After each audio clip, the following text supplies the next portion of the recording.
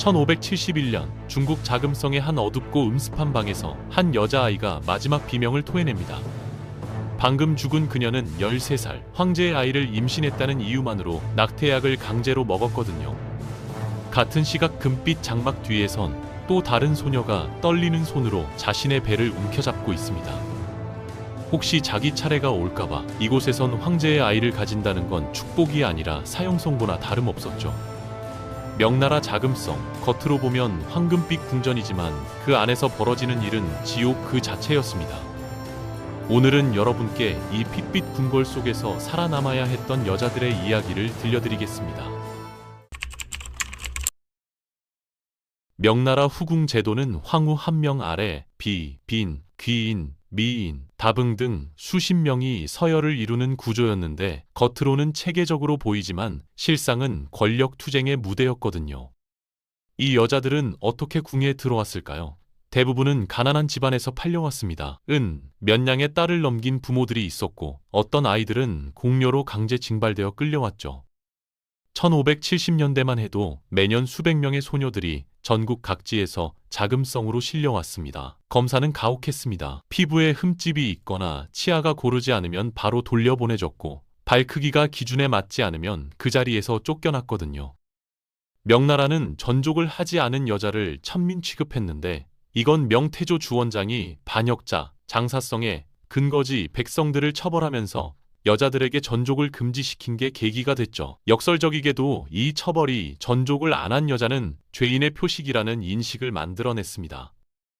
전족은 보통 5살에서 7살 사이에 시작됐는데 발가락을 발바닥 쪽으로 강제로 꺾어서 천으로 단단히 감아놨죠. 명청시대 이상적인 전족 크기는 3촌, 그러니까 약 9cm에서 10cm였습니다. 성장기 아이의 발뼈를 인위적으로 부러뜨리고 기형으로 만드는 거였죠.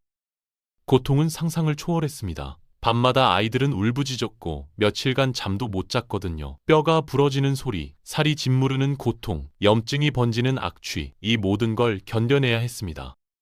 궁녀 선발 과정에서 환관들은 소녀들의 신발을 벗겨 전족 상태를 확인했는데 발이 충분히 작지 않으면 무자비하게 걸러냈죠. 합격한 소녀들은 이제 본격적인 지옥문을 통과합니다.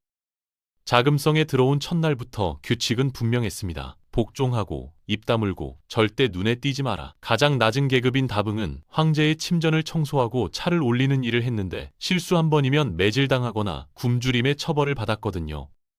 조금 더 높은 미인이나 귀인 계급이 되면 황제를 직접 시중들 기회가 생기지만 그게 반드시 좋은 일은 아니었습니다. 황제의 총애를 받으면 동료 후궁들의 질투와 미움을 한 몸에 받았고 총애를 못 받으면 평생 궁궐 구석에서 썩어야 했으니까요. 명나라 역사를 보면 후궁들 사이 권력 다툼이 얼마나 잔인했는지 여실히 드러납니다. 가장 유명한 사례가 바로 성화제 시대의 만기비죠. 만기비 만정화는 원래 궁녀였는데 황제보다 무려 19살이나 많았습니다. 그런데도 성화제는 그녀에게 완전히 빠져 있었죠. 만기비는 한때 아들을 낳았지만 곧 죽었고 그 이후로는 다시 임신하지 못했거든요. 그러자 그녀는 다른 후궁들이 황제의 아이를 갖는 걸 절대 용납하지 않았습니다. 현비 백씨가 황제의 아들을 낳자 만기비는 그 아이를 독살했고 현비마저 죽여버렸죠. 궁녀 기씨가 임신했을 때는 강제로 낙태약을 먹였는데 기씨는 몰래 아들을 낳아 환관에게 맡겼습니다. 이 아이가 훗날 명나라 성군으로 추앙받는 홍치제가 되는 거죠. 만기비는 황후 오씨를 모함해서 폐위시키기까지 했습니다. 황후가 만기비의 오만함을 견디다 못해 서열 정리를 하려 했는데 이를 안 성화제가 황후를 주저없이 내쳤거든요. 다음 왕황후는 만기비 눈치만 보며 살았죠. 성화제는 만기비의 모든 악행을 알고 있었지만 절대 처벌하지 않았습니다. 그녀가 자신의 후계자까지 죽이려 했는데도 말이죠. 1487년 만기비가 60세로 죽자 성화제는 너무 슬퍼한 나머지 같은 해에 뒤따라 죽었거든요. 이게 바로 명나라 후궁 제도의 단면입니다. 황제의 사랑만 받으면 황후보다 더 큰 권력을 휘두를 수 있었고 사람을 죽여도 처벌받지 않았죠. 만기비 같은 극단적 사례가 아니더라도 궁 안에서 후궁들의 생존 투쟁은 매일같이 벌어졌습니다. 서로를 감시하고 모함하고 때로는 독을 타거나 칼을 숨기는 일이 다반사였거든요. 임신은 가장 위험한 순간이었습니다. 배가 불러오는 순간부터 다른 후궁들의 타깃이 됐죠. 음식에 독이 들어갈 수도 있고 계단에서 누군가 밀칠 수도 있었습니다. 심지어 궁녀들마저 매수당해 있을 수 있었거든요. 아이를 무사히 낳는다 해도 끝이 아니었습니다. 갓난아기가 의문의 질병으로 죽는 일이 빈번했고 젖을 먹이는 유모가 사실은 적대 세력이 심어놓은 스파이일 수도 있었죠. 아들을 낳으면 지위가 올라가고 황태자의 어머니가 될 수도 있었지만 그만큼 위험도 커졌습니다. 다른 후궁들은 물론이고 환관, 관료, 심지어 황태후까지도 적이 될 수 있었거든요. 명나라 중기로 넘어오면서 상황은 더 악화됐습니다. 만력제 시대에는 쟁국본 사태가 터졌는데 황제가 총애하는 정귀비의 아들 주상순을 황태자로 삼고 싶어 했지만 명분상 장자인 주상낙이 정통 후계자였죠. 만력제는 무려 15년 동안이나 황태자 책봉을 미뤘고 이 과정에서 조정은 심각한 분열을 겪었습니다. 정귀비는 만력제의 사랑을 받았지만 결국 아들을 황태자로 만들지 못했고 장자 주상낙의 어머니 왕씨는 하룻밤 실수에 산물로 취급받으며 평생 냉대받았거든요. 이게 바로 후궁제도의 잔인함입니다. 황제의 마음 하나로 모든 게 결정됐고 법이나 제도는 무력했죠. 환관들의 역할도 빼놓을 수 없습니다. 후궁들은 환관을 매수해야 살아남을 수 있었는데 환관들은 황제의 귀가 되고 눈이 됐거든요. 총애받는 환관에게 뇌물을 주면 황제에게 좋은 말을 전해줬고 적대 세력에게는 독을 탈 기회를 제공하기도 했습니다. 성화제 시대의 환관 왕직은 만귀비의 후원을 받으며 서창이라는 비밀경찰 조직을 운영했는데 무고한 관료들을 죽이고 국정을 농단했죠. 환관들은 자식을 낳을 수 없었기에 권력과 금전에 집착했고 후궁들과 결탁해서 궁궐을 지배했습니다.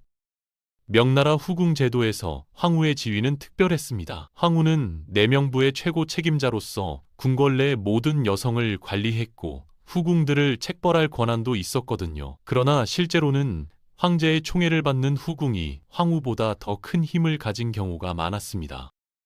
만귀비가 황후를 폐위시킨 게 대표적 사례죠. 명나라는 적후와 서후를 엄격히 구분했는데 정식 혼례를 치르고 황후가 된 여성을 적후라 하고 시호를 13자로 지었지만 후궁 출신으로 사후에 황후로 추존된 여성은 서후라 하며 시호를 12자로 지었습니다. 이런 차별은 죽어서까지 이어졌거든요.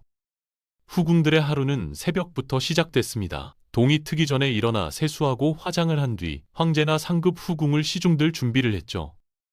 아침에는 황태후나 황후에게 문안 인사를 드렸고 낮에는 비단을 짜거나 자수를 놓으며 시간을 보냈습니다. 궁녀들이 주로 하는 일은 청소, 빨래, 요리였고 높은 계급의 후궁들은 황제의 연회에 참석하거나 외빈 접대를 도왔거든요.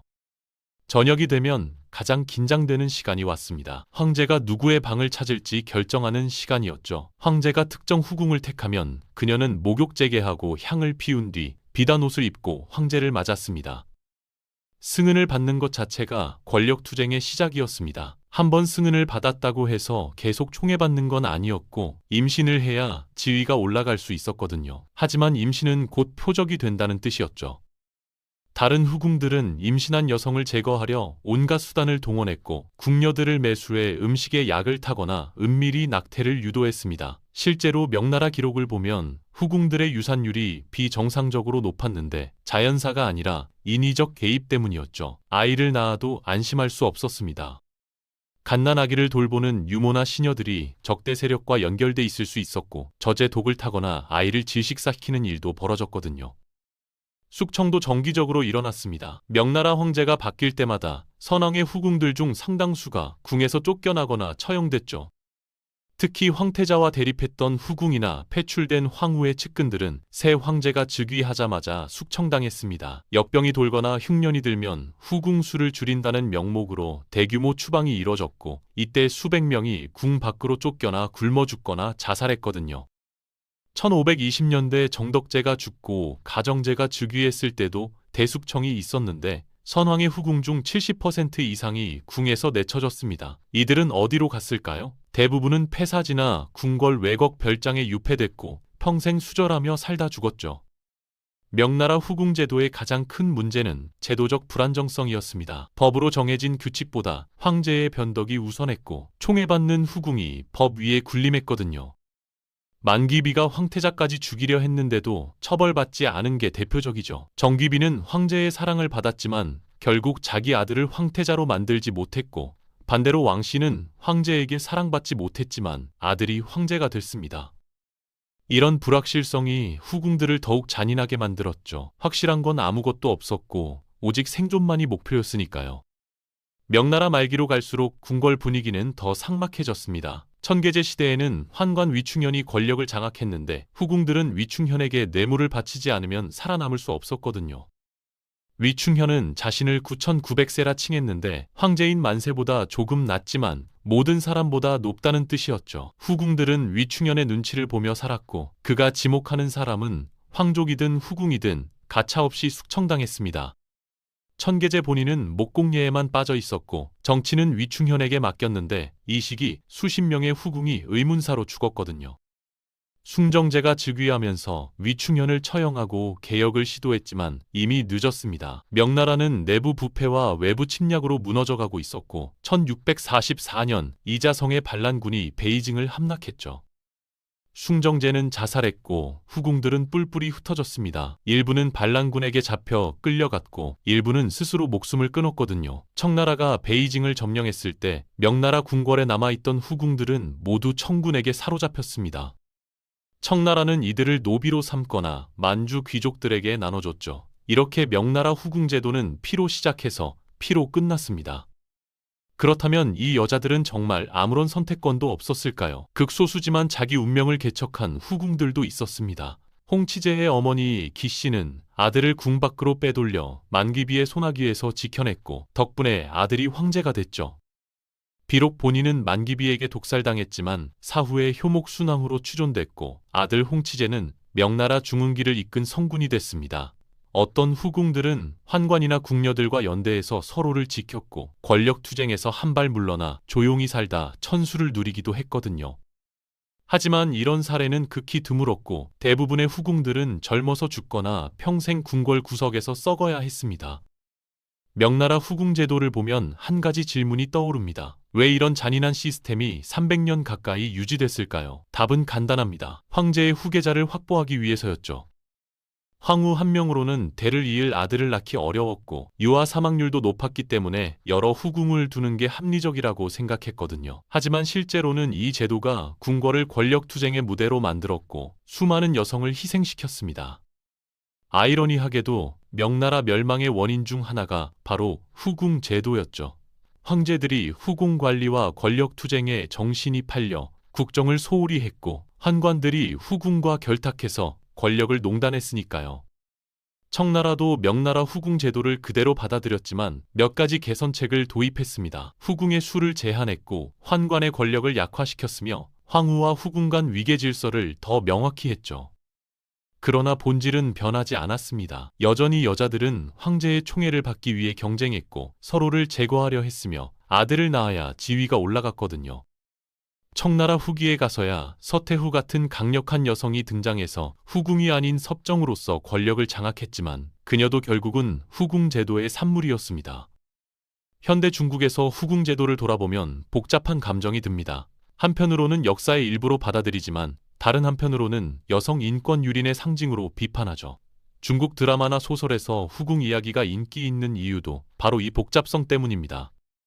권력, 사랑, 질투, 생존이 뒤엉킨 이야기는 사람들을 매료시키거든요. 그러나 우리가 잊지 말아야 할 건 이게 단순한 드라마가 아니라 실제로 벌어진 역사라는 점입니다. 수많은 여자들이 이 시스템 속에서 고통받았고 자기 의지와 상관없이 인생이 결정됐으며 대부분은 젊어서 죽거나 비참하게 늙어갔죠. 명나라 후궁 중 가장 오래 산 사람은 누구였을까요? 기록에 따르면 가정제의 후궁 중 한 명이 80세까지 살았다고 하는데 그녀는 황제의 총애를 받지 못했기에 권력투쟁에서 벗어나 조용히 살 수 있었습니다. 역설적이게도 황제에게 잊혀지는 게 가장 안전한 생존 전략이었던 거죠. 반대로 가장 일찍 죽은 후궁은 15살에 임신했다가 낙태당해 죽은 소녀였는데 그녀의 이름조차 기록에 남아있지 않습니다. 수많은 무명의 여자들이 이렇게 사라져갔거든요. 전족 이야기로 돌아가 보겠습니다. 명나라에서 전족은 단순한 미의 기준이 아니라 계급의 상징이었습니다. 전족을 하지 않은 여자는 천민이나 죄인으로 취급받았고 궁녀로 선발될 수도 없었죠. 남자들은 아내의 전족 신발을 주머니에 넣고 다니면서 발 크기를 자랑했고 발이 작을수록 명문가 출신이라는 증거였습니다. 초대 황후 마씨는 하층 출신이라 전족을 하지 않았는데 백성들이 큰발 마왕후라고 놀렸거든요. 이런 사회 분위기 속에서 전족은 더욱 극단적으로 발전했고 청나라 초기 강희제가 전족 금지령을 내렸지만 극심한 반발로 철회됐습니다. 한족 여성들은 남자들은 청나라에 굴복해 변발을 했지만 우리는 굴복하지 않는다며 전족을 더 심하게 했죠. 명나라 후궁들의 일상을 더 자세히 들여다보면 놀라운 점들이 많습니다. 그들은 거의 평생을 궁궐 안에서만 보냈고 궁 밖을 나갈 기회가 거의 없었거든요. 황제를 따라 행궁이나 황릉에 가는 게 전부였고 그마저도 높은 계급의 후궁만 가능했습니다. 낮은 계급의 궁녀나 후궁들은 평생 자금성 담장 밖을 못 본 채 죽었죠. 그들이 보는 하늘은 담장 위로 보이는 좁은 하늘이 전부였고 만나는 사람은 같은 궁녀나 환관 그리고 가끔씩 얼굴을 비추는 황제뿐이었습니다.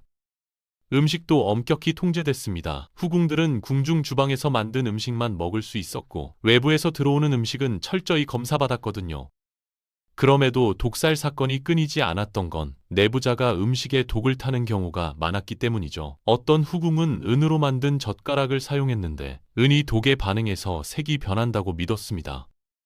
실제로는 모든 독에 반응하는 건 아니었지만 심리적 안정감을 줬죠. 황제의 음식은 더욱 엄격하게 관리됐고 환관들이 먼저 맛을 보고 문제가 없으면 황제에게 올렸습니다.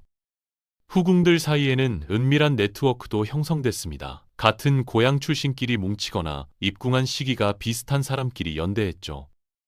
이런 네트워크는 생존에 필수적이었는데 정보를 공유하고 서로를 보호했거든요. 어떤 후궁이 황제의 총애를 받는다는 소식이 들리면 재빨리 그녀에게 접근해서 우호관계를 맺으려 했고 반대로 실각한 후궁과는 거리를 뒀습니다. 이런 계산은 생존을 위한 본능이었죠. 충성심이나 우정보다 중요한 건 살아남는 거였으니까요. 교육도 중요한 부분이었습니다. 후궁들은 시, 서예, 그림, 음악 등을 배워야 했고 특히 황제 앞에서 재주를 보일 수 있어야 했거든요. 총명하고 재능 있는 후궁이 황제의 마음을 사로잡는 경우가 많았죠. 만력제가 총애한 정규비는 뛰어난 시 실력으로 황제의 관심을 끌었고 어떤 후궁은 악기 연주로 황제의 마음을 얻었습니다. 하지만 너무 똑똑해도 위험했습니다. 정치에 관여하려 든다는 의심을 받으면 황제나 관료들의 견제를 받았고 자칫 목숨을 잃을 수도 있었거든요. 종교도 후궁들에게 중요한 위안이었습니다. 많은 후궁들이 불교나 도교에 귀의했고 궁궐 내 불당에서 기도하며 시간을 보냈죠.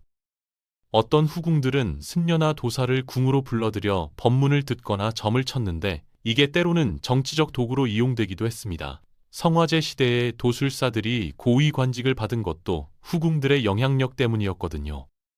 황제도 불로장생이나 아들 낳는 방법에 관심이 많아서 도사들의 말을 신뢰했고 후궁들은 이를 이용해 자기 입지를 다졌습니다.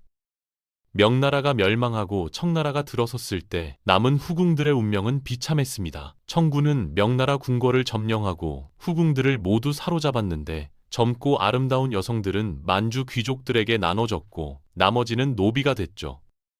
일부는 스스로 목숨을 끊었고 어떤 이들은 비구니가 되어 사찰로 도망쳤습니다. 명나라 황실의 마지막 존엄마저 지켜지지 않았던 거죠. 청나라 초기 기록을 보면 명나라 출신 궁녀와 후궁들이 만주 귀족 저택에서 노예로 일하다 죽어간 사례가 수없이 많았습니다. 그렇다면 이 모든 비극을 어떻게 이해해야 할까요? 명나라 후궁 제도는 단순히 과거의 야만적 관습이 아니라 당시 사회 시스템의 산물이었습니다. 황권 중심의 정치 체제에서 황제의 후계자 문제는 국가 존망과 직결됐고 그 과정에서 여성들이 도구화됐죠. 후궁들도 피해자이면서 동시에 이 시스템의 공모자였습니다. 자기 아들을 황제로 만들기 위해 다른 후궁의 아이를 죽이는 건 개인의 악함이 아니라 시스템이 강요한 생존 전략이었거든요. 현대 한국에서도 역사 드라마나 웹소설로 후궁 이야기가 인기를 끄는 건 이런 복잡한 인간관계와 권력 투쟁이 보편적 주제이기 때문입니다. 조선시대 후궁 제도도 명나라와 크게 다르지 않았고 장록수나 장희빈 같은 인물들이 권력을 휘둘렀죠. 그러나 우리는 이걸 단순한 흥미거리가 아니라 여성 인권의 역사로 봐야 합니다. 수백 년 동안 수만 명의 여성들이 자기 의지와 상관없이 궁궐에 갇혀 살다 죽었고 그들의 이름조차 대부분 역사에 남지 않았거든요. 명나라 후궁 제도는 1644년 명나라 멸망과 함께 공식적으로 끝났지만 그 유산은 청나라를 거쳐 20세기 초까지 이어졌습니다. 마지막 황제 푸이의 후궁들도 비슷한 시스템 속에서 살았고 중화민국이 수립되면서야 완전히 폐지됐죠. 오늘날 중국에서는 이런 역사를 어떻게 평가할지 논쟁이 계속되고 있습니다. 전통 문화의 일부로 볼 것인가 아니면 봉건제도의 악습으로 볼 것인가 답은 명확하지 않지만 분명한 건 이 시스템 속에서 고통받은 여성들의 목소리를 들어야 한다는 거죠. 그들은 단순한 역사의 배경이 아니라 살아 숨쉬었던 사람들이었고 각자의 꿈과 두려움을 가진 개인이었습니다. 오늘 이야기를 마무리하면서 여러분께 한 가지 질문을 던지고 싶습니다. 만약 여러분이 1570년 명나라 자금성에 태어났다면 어떻게 살아남았을까요? 황제의 총애를 받으려 했을까요? 아니면 조용히 숨어 지냈을까요? 어쩌면 이 질문 자체가 부당한 건지도 모릅니다. 그들에겐 선택권이 없었으니까요. 태어난 순간부터 운명이 정해졌고 죽을 때까지 그 운명에서 벗어날 수 없었죠.